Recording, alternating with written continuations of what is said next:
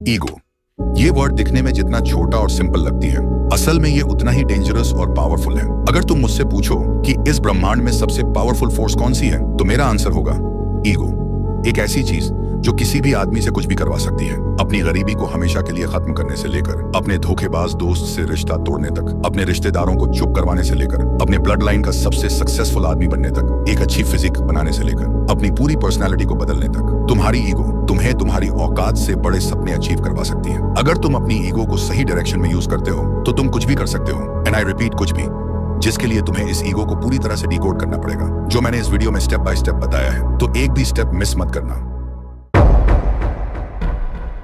Ego को decode करने के लिए सबसे पहले तुम्हें समझना पड़ेगा ये ईगो होता क्या है। ईगो मतलब सेल्फ रिस्पेक्ट। ये हर एक की लाइफ का एक पार्ट होता है। ये ईगो कभी भी किसी भी सिचुएशन में आ सकती है। जब कोई तुम्हारी वैल्यू को इग्नोर करता है, कोई तुम्हारे प्यार का मजाक उड़ाता है, अपने ही घर वालों से अंडर एस्टिमेट होने पर, या कोई क्लोज फ्रेंड तुम्हारा ट्रस्ट तोड़ देता है। और इसीलिए दुनिया ने इसे एक नेगेटिव वर्ड का टैग दे रखा है। लेकिन पॉजिटिव से ज्यादा पावरफुल नेगेटिव होता है। कोई भी आदमी स्ट्रेस में आकर सुसाइड कर सकता है, लेकिन अच्छे वक्त में एक छोटी सी चोट भी बर्दाश्त नहीं होती। ठीक ऐसे ही ईगो भी नेगेटिव एनर्जी है, लेकिन इसमें स्ट्रेंथ है। तो सवाल यह है, जब नेगेटिव एनर्जी में इतनी पावर है, तो क्या हम उसी एनर्जी का इस्तेमाल खुद को बनाने में, सक्सेस पाने के लिए नहीं कर सकते? और आंसर है यस। लेकिन उसके लिए तुम्हें ईगो का पॉजिटिव साइड और नेगेटिव साइड दोनों को अच्छे से समझना पड़ेगा।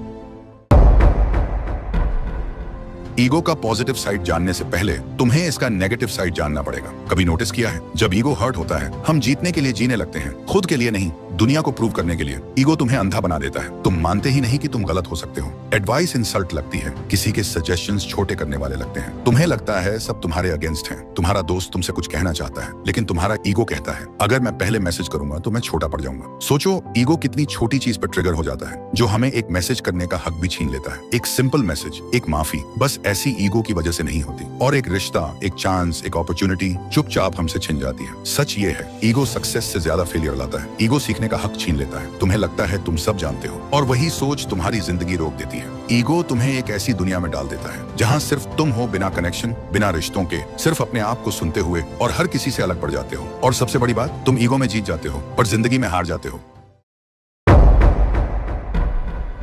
ईगो हमेशा बुरा नहीं होता। अगर ईगो बर्बाद कर सकता है तो ईगो बना भी सकता है। जब दुनिया तुम्हें नीचा दिखाने की कोशिश करती है, तुम्हारा ईगो तुम्हें याद दिलाता है, मैं इतना छोटा नहीं हूं जितना ये लोग सोच रहे हैं। जब सब लोग तुमसे कहते हैं तू नहीं कर सकता, तो वही ईगो तुम्हारे अंदर से आवाज देता है, वॉच मी। ईगो वो फ्यूल बन सकता है जो तुम्हें थकान में भी रुकने नहीं देता, जो तुम्हारे अंदर एक फायर जलाता है जब तुम्हारे पास मोटिवेशन भी नहीं होता। ये वही ईगो होता है जो तुम्हें एक आइडेंटिटी देता है कि मैं किसी काम का हूँ, कि मैं अपने ड्रीम्स के लायक हूँ। जब तुम्हारा सेल्फ रिस्पेक्ट तोड़ने की कोशिश होती है, तब ईगो तुम्हारी शील्ड बन जाता है। वो कहता है मैं अपनी वैल्यू जानता हूँ और मैं किसी के वर्ड से डिफाइन नहीं होता। ईगो तुम्हें चैलेंज करता है बेटर बनने के लिए, क्योंकि तुम नहीं चाहते कोई तुमसे आगे निकले। और वही ईगो तुम्हें हर रोज पुश करता है, सीखने के लिए, ग्रो करने के लिए, फाइट करने के लिए।